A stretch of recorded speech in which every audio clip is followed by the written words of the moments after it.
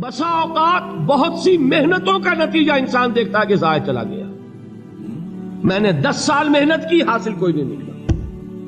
یہ ثمرات کیا ہیں؟ محنتیں، محنتوں کے ثمرات کا ضیاع. کوشش آپ نے کی، قسمت کی خوبی دیکھی ہے، ٹوٹی کہاں کمن، 2-4 ہاتھ جب کے لبے بام رہ گئے. Be prepared. ایک شاعر کے یہ اشعار ہیں، وہ کمیونسٹ تھا، میں نام بھی نہیں لیتا، لیکن یہ کہ یہ اسی انقلابی، چونکہ ان کا بھی ایک انقلابی نظریہ ہے، انقلابی عمل میں یہ سارے مراحل آتے ہیں. کوئی سیٹ بیک آیا، فرض کیجئے کوئی ناکامی ہو گئی، تو اپنے ساتھیوں کو دل بندھانے کے لیے یہ فصل امیدوں کی ہمدم اس بار بھی غارت جائے گی، سب محنت صبحوں شاموں کی اب کے بھی اکارت جائے گی. میرے نبی کے ثمرات کا جو لفظ یہاں آیا ہے، وَنَقْصٍ مِّنَ الْأَمْوَالِ وَالْأَنفُسِ وَالثَّمَرَاتِ، سب محنت صبحوں شاموں کی اب کے بھی اکارت جائے گی. دھرتی کے کونوں کھدروں میں پھر اپنے لہو کی کھاد بھرو، پھر مٹی سینچو اشکوں سے، پھر اگلی رت کی فکر کرو، پھر اگلی رت کی فکر کرو، جب پھر ایک بار اجڑنا ہے. ایک فصل پکی تو بھر پایا، تب تک تو یہی کچھ کرنا ہے. ایک مقصد ہے سامنے، انقلاب برپا کرنا ہے. ایک کوشش ناکام ہو جائے کوئی پرواہ نہیں، نیکسٹ. پھر تیار رہو ناکامی کے لیے. ایسا نہ ہو جو انگریزی میں کہتے ہیں hope for the best but be prepared for the worst. ایسا نہ ہو کہ دوسری مرتبہ ناکام ہو کے بددل ہو جاؤ، تمہاری ہمتیں جواب دے جائیں. نہیں، پہلے سے تیار رہو کہ دوسری مرتبہ بھی ناکامی آئے تو آئے، لیکن جب تک کہ کامیابی حاصل نہیں ہوتی ہمیں یہ کام کیے چلے جائیں. دیکھیے سیرت میں آیا کہ نہیں یہ واقعہ.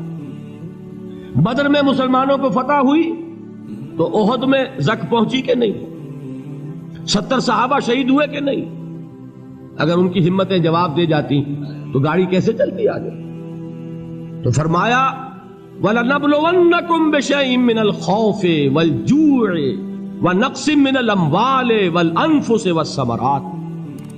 ہم تمہیں لازم آزمائیں گے، خوف کی کیفیت سے، فقر و فاقے کی کیفیت سے، بھوک سے، جان کے نقصان سے، مال کے نقصان سے، محنتوں کے حاصل کے ضائع ہو جانے سے. وَبَشِّرِ الصَّابِرِينَ، اور اے نبی بشارت دیجئے صبر کرنے والوں کو. الَّذِينَ إِذَا أَصَابَتْهُمْ مُصِيبَةٌ، وہ کہ جب ان پر کوئی تکلیف آئے، کوئی مصیبت آئے، کوئی آزمائش آئے، قالوا انا للہ وانا الیہ راجعون، وہ یہ کہیں کہ ہم اللہ ہی کے ہیں، اللہ ہی کی طرف لوٹ جانا ہے.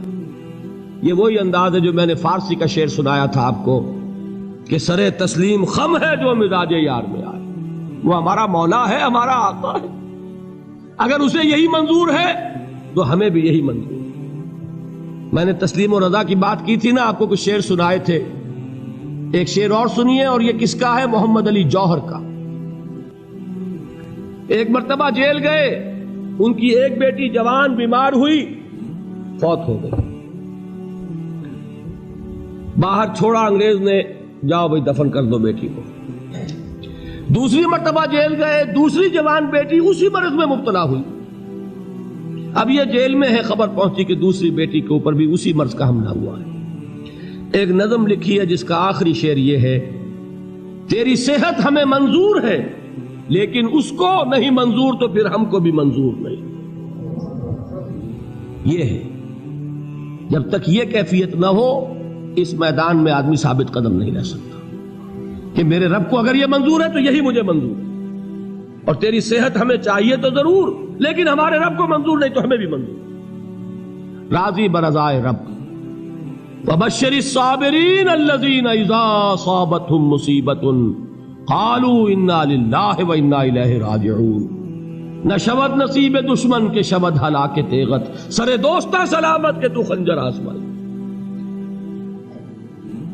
اولئک علیہم صلوات من ربہم ورحمہ، یہی ہے وہ لوگ جن پر ان کے رب کی طرف سے عنایتیں ہیں اور رحمتیں ہیں. وَأُولَٰئِكَ هُمُ الْمُهْتَدُونَ، اور یہی ہے وہ لوگ جو کامیاب ہونے والے ہیں، ہدایت پانے والے، ہدایت یافتہ. اسی سورہ بقرہ میں ذرا آگے چل کر، یہ تو ہے 20واں رکوع، 19واں رکوع. 21ویں رکوع کی پہلی آیت ہے لیس البر ان تولوا وجوہکم قبل المشرق والمغرب ولكن البر من آمن بالله واليوم الآخر والملائكة والكتاب والنبيين وآتى المال على حبه ذوي القربى واليتامى والمساكين وابن السبيل والسائلين وفي الرقاب وأقام الصلاة وآتى الزكاة والموفون بعهدهم إذا عاهدوا والصابرين في البأساء والضراء وحين البأس. اب یہ آیت جو ہے سورۃ العصر میں جو مضامین آئے تھے سارے اس میں موجود ہیں. وہاں ایمان کا لفظ آیا، یہاں 5 ایمانیات کی تفصیل آ گئی، اعمال کی تفصیل آئی، اور آخری بات وہاں کیا ہے وتواصوا بالصبر، اور یہاں کیا ہے والصابرین فی البأساء والضراء وحین البأس. اور صبر کرنے والے، اصل نیکی ان کی ہے جو صبر کریں. کس میں؟ جنگ کے وقت. ذرائے بأسائے، بأسا کہتے ہیں فقر اور فاقہ. واحد آئے گا باس تو اس کے معنی جنگ، اور بأسا جمع میں آئے گا تو فاقہ فقر بھوک. اور ذرائے جسمانی تکلیف، ضرر جسمانی تکلیفوں میں صبر کرنے والے، فقر اور فاقے میں صبر کرنے والے، اور جنگ کے وقت صبر کرنے والے. اولئک الذین صدقوا واولئک هم المتقون.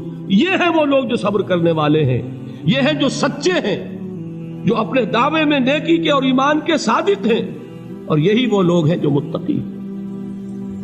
اگلی سورت ہے سورہ آل عمران. اس میں 2 لفظ آئے ہیں آخری آیت، یا ایھا الذین آمنوا اصبروا وصابروا ورابطوا واتقوا اللہ لعلکم تفلحون. دیکھیے یہاں صبر اور صابر جو تعلق جوہد اور جہاد کا ہے وہی ہے صبر اور مصابرت. صبر ایک طرفہ عمل ہے، آپ جھیل رہے ہیں، برداشت کر رہے ہیں. صبر علی المعصیہ، صبر علی الطاعہ، صبر علی الابتلاء، یہ سب کیا ہے؟ صبر. اور مصابرت کیا ہے؟ صبر کا صبر سے مقابلہ. یہ سورہ آل عمران اب وقت نہیں ہے، میں آپ کو سناتا اللہ تعالیٰ نے کیسے کیسے مسلمانوں سے کہا، مسلمانوں تمہیں زک پہنچی ہے تو انہیں بھی تو پہنچی تھی. ان کے 70 نہیں مارے گئے تھے بدر میں؟ ان کے حوصلے جو ہیں وہ تو پست نہیں ہوئے، وہ اگلے سال آ گئے تم پر چڑھائی کر کے. تم کیوں اتنا برا مان رہے ہو؟ تمہارے دل اتنے زخمی کیوں ہو گئے؟ تمہیں تکلیف پہنچتی ہے تو انہیں بھی پہنچتی ہے. اپنی غیرت جو ہے ہمیں ذرا اس کا جائزہ لینا چاہیے. لوگ باطل نظریات کے لیے کتنی قربانیاں دے رہے ہیں، لوگ باطل چیزوں کے فروغ کے لیے کتنی محنتیں کر رہے ہیں. جیسا کہ میں نے ابھی کہا تھا، اسی غیرت کو چیلنج کرنے کے لیے، ذرا آپ کی حمیت دینی کو جوش دلانے کے لیے، قادیانی نوجوان کتنی تعداد میں اپنے آپ کو دین کے لیے وقف کرتا ہے، اور آپ کتنے نوجوان ہیں جو اپنے آپ کو دین کے لیے وقف کرتے ہیں، اور ہوں وہ کھاتے پیتے گھرانوں کے لوگ. یہ نہیں ہے کہ اگر کوئی اور کام نہیں کر سکتا تو پھر یہ ہے کہ وہ دین کے کام میں لگ جائے. باصلاحیت لوگ، کھاتے پیتے لوگ، ذہنی استعداد رکھنے والے لوگ، اونچے گھرانوں کے لوگ، وہ وقف کریں اپنے آپ کو دین کے لیے. اس کے بغیر کیسے باہر آ جائے گی، کیسے رونق آ جائے گی؟ تو دنیا میں باطل نظریات والے جو ہیں، یہ بات کہی گئی ہے، مسلمانوں تم اگر توحید کے لیے لڑ رہے ہو، دیکھتے نہیں ابو جہل کو، اس نے گردن کٹوائی ہے شرک کے لیے، شرک کے لیے گردن کٹوائے، اور تم توحید کے لیے گردن کٹوانے کو تیار نہ ہو. اس نے گردن کٹوائی کہ نہیں کٹوائی؟ اور کس طرح کٹوائی ہے؟ کیونکہ بڑا متکبر قسم کا، فرعون قسم کا شخص تھا. جب گردن کاٹنے لگے تو کہتا ہے ذرا نیچے سے کاٹنا، تاکہ جب تم نیزے کے اوپر چڑھاؤ میرے سر کو تو اونچا نظر آئے، معلوم ہو سردار کا سر. وہ بدبخت مرتے ہوئے بھی جو اس کی یہ کیفیت تھی نا، اس کو ذہن میں رکھیے. تو یہ اس لوگوں نے قربانیاں دی، جانیں دی. تو فرمایا اگر تم ان سے زیادہ قربانی نہیں دو گے، یہ نوٹ کر لیجئے اس کو، مجرد اگر حق کو غالب کرنا اللہ کے ذمے ہو تو آنے واحد میں غالب کر دے گا، تمہیں تکلیف ہی دینے کی ضرورت نہیں. سمجھ رہے؟ کیا اللہ کے مقابلے میں کوئی باطل کی طاقت ٹھہر سکتی ہے؟ یہ تمہارے ایمان کا امتحان ہے، یہ تمہارے خلوص کی آزمائش ہے، یہ تمہارے امتحان کا ثبوت درکار ہے کہ اللہ تعالیٰ دیکھنا چاہتا ہے تم اس کے لیے اپنی جانیں قربان کرنے کو تیار ہو کہ نہیں، تم اس کے لیے تن من دھن لگانے کو تیار ہو کہ نہیں۔ اور یہ جان لو کہ اگر کفار اور مشرکین اور ملحدین اور باطل نظریات والے وہ جو کچھ قربانیاں اپنے باطل نظریات کے لیے دے رہے ہیں ان سے زیادہ اگر تم نہیں دو گے تو حق غالب نہیں ہوگا۔ انہوں نے جو صبر کیا ہے اپنے باطل نظریات پر، اگر تم اس سے زیادہ صبر کا ثبوت نہیں دو گے اپنے اس حق پر تو حق غالب نہیں ہوگا۔